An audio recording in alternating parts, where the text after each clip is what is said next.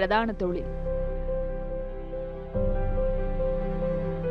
1957ஆம் ஆண்டுக்கு முன்பாக வைகை ஆற்றின் ஒரு பிரிவாக இருந்த குண்டாற்றிலிருந்து வடகரை கண்மாய்க்கு தண்ணீர் வந்து கொண்டிருந்தது. அதன் பிறகு வைகை அணை கட்டப்பட்டதால் திருமங்கலம் பகுதிக்கு வைகை தண்ணீர் வருவது கேள்விக்குறியானது. மழைநீரை மட்டுமே நம்பி வடகரை விவசாயிகள் விவசாயம் செய்ய வேண்டிய சூழல் உருவானது. ஆனால் பருவமழையும் பொய்த்து போனதால் 400 ஏக்கர் நிலங்களும் தரிசாக மாறக்கூடிய நிலை உருவானது.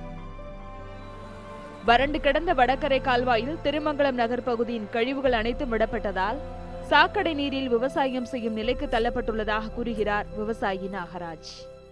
இந்த விவசாய நிலத்தில் எங்களுக்கு சாக்கடை தண்ணி தான் நாங்கள் வச்சு பொழப்பை ஓட்டிக்கிறோம். அந்த சாக்கடை தண்ணி சில பேர் சட்டத்தை உடச்சி விட்டு அங்கிட்டு வேஸ்ட் போட்டுறாங்க. அந்த பீடவெளியில் சேர்ந்து கவா பீடவெளி கம்மா அந்த சட்டராசி எங்களுக்கு ஒன்றும் கம்மாயி ஒன்றும் தூர்வார் கிடையாது. கழிவு நீரால் விவசாய நிலம் பாதிக்கப்பட்டாலும் கண்மாய்க்கு வரும் மழை நீரால் நிலங்கள் பழைய நிலைக்கு வந்துவிடும் என இந்த பகுதி விவசாயிகள் நம்புகின்றனர். இதனால் கண்மாயை தூர்வார அரசு உரிய நடவடிக்கை எடுக்க வேண்டும் என்கிறார் விவசாயி பெரிய கருப்பு. இந்த வர்ற சாக்கடை தண்ணியாவது ஒழுங்காக வர்றதுக்கு அரசாங்கம் தூர்வாரி எங்களுக்கு 100 ரூபா ஓட்டு எல்லாம் விவசாயம் பார்த்து செய்கிறா. இதை அதிகாரியை பார்த்து சீக்கிரம் பார்த்து நடவடிக்கை எடுத்து செஞ்சு கொடுக்கணும். வடகரை கண்மாய்க்கு வரும் கழிவு நீரை தடுக்க வேண்டும் என்றும் வைகை நீர் வந்தால் மட்டுமே தங்களுடைய வாழ்வாதாரம் காக்கப்படும் என்றும் இப்பகுதி விவசாயிகள் கூறியுள்ளனர்.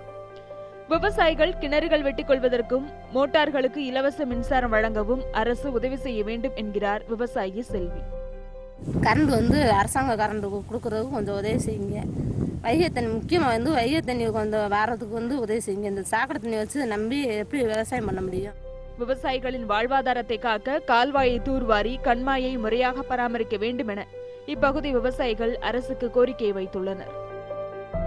மழை நீரை எதிர்பார்க்காமல் கழிவு நீரை வைத்து விவசாயம் செய்யும் இந்த கிராம மக்கள் கழிவு நீர் வரும் கால்வாயாவது முறையாக ஆண்டுதோறும் பராமரிக்க வேண்டும் என்பதே முக்கிய கோரிக்கையாக உள்ளது. சிவகுமார், நியூஸ் 18 தமிழ்நாடு, திருமங்கலம். நம்ம நிகழ்ச்சியில இதுவரைக்கும் விவசாயிகளோட பிரச்சனைகளை பேசும் தொகுப்புகளை பார்த்தோம்.